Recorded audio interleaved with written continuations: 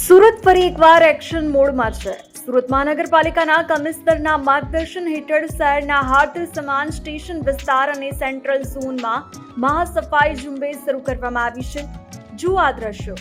માત્ર ઝાડુ જ નહીં પણ રસ્તા પરના દબાણો હટાવવા માટે જેસીબી અને ક્રેન પણ મેદાને ઉતર્યા છે. રસ્તા ઉપર પેઇન્ટિંગ, ગટરની જાળીઓનું સમારકામ અને ફૂટપાથની સફાઈ.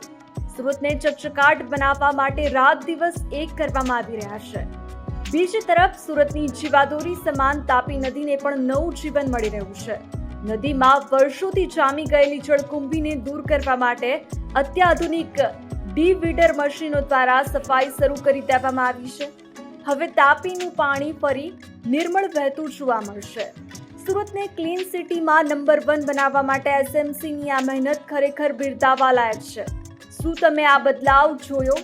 કોમેન્ટમાં જણાવો. અને હા, જો તમને ગર્વ હોય કે તમે સુરતી છો તો આ વિડીયોને લાઈક કરો અને સુરતની આવી જ પોઝિટિવ ન્યૂઝ માટે આજે જ સબસ્ક્રાઇબ કરો.